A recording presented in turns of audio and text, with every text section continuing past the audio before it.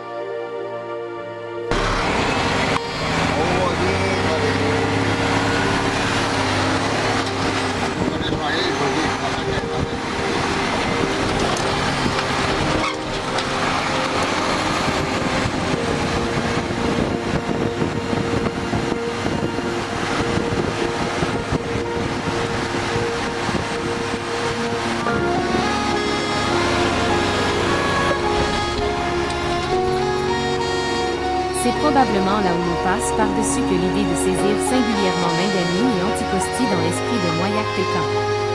Mais il manque un canevas et un déclencheur.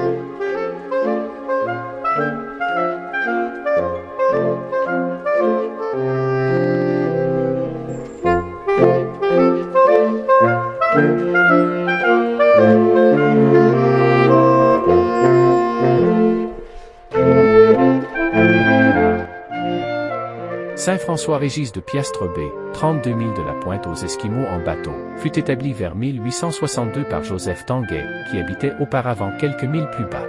Monsieur Tanguay est encore à Piastre B, entouré de ses fils et de ses gendres, qui forment un petit village de cette famille.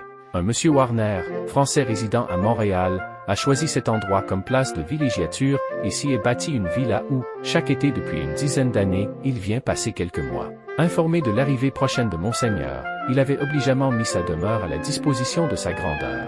En effet, Monseigneur s'était proposé d'arrêter un moment à Piastre B, pour la consolation des braves gens de cette petite colonie, mais le peu de temps qui reste à sa disposition, et tout l'aléatoire qu'il y a dans la navigation à la voile, l'ont empêché, à son grand regret, de leur accorder ce bonheur.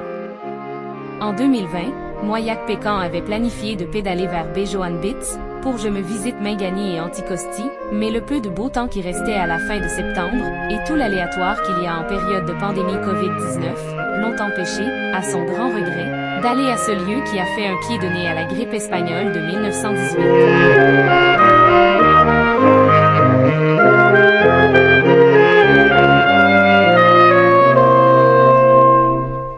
En 2021, Moyac Pécan et Mac Puffin décident de se rendre à Baie-Johanne-Bitz, Piastre B en 1895. Ils pédalent sur un FAT bicycle 4.0 avec un barda, GoPro, caméra d'accumulateur et kit camping et mécanique, sur la route nationale 138 et en partance de Havre-Saint-Pierre, Pointe-aux-Esquimaux en 1895.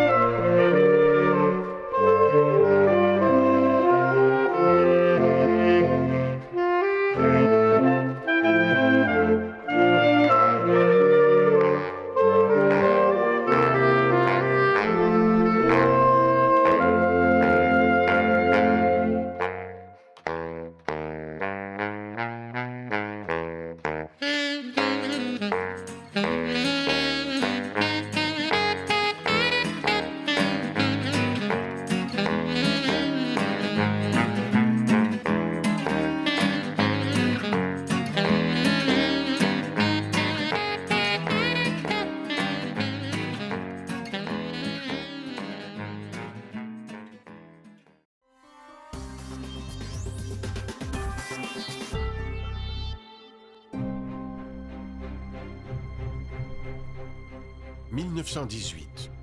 La grippe espagnole se répand à l'échelle de la planète. Elle laisse des millions de morts sur son passage. La grande tueuse, comme on la surnomme, se propage jusque sur la côte nord, au Québec. Un seul village résiste à l'envahisseur. C'est baie Joan Betts, une bourgade de quelques dizaines de familles. Pour se protéger du virus, le village s'est mis en quarantaine. C'est l'idée de Joan Betts lui-même, un aristocrate belge, qui a donné son nom au village. Il a quitté son pays natal 20 ans plus tôt, attiré par les grands espaces du Québec. Érudit, il est le seul à posséder des livres et des connaissances en médecine. Sous son impulsion, le village se ferme aux visiteurs. Les villageois sont contrariés de ne plus pouvoir recevoir leurs proches parents, mais ils se résignent. On interdit aux navires d'accoster. On ne laisse entrer que la poste qu'un volontaire va chercher en chaloupe jusqu'au navire. Les lettres et les colis sont manipulés avec la plus grande précaution. Les rassemblements sont éliminés, même les services religieux sont réduits au minimum. Ces mesures vont empêcher la propagation du virus H1N1 responsable de la pandémie. Joan Betts avait conseillé aux villages voisins, Havre-Saint-Pierre et Aguaniche, de suivre son exemple. On n'a pas écouté. Dans ces villages, les morts vont se compter par dizaines. Aujourd'hui, baie Joan Betts s'enorgueillit d'être le seul endroit au Canada à avoir été épargné par la grippe espagnole. Rappelons qu'à l'échelle de la planète, la grippe espagnole a fait entre 20 millions et 100 millions de morts, selon les estimations.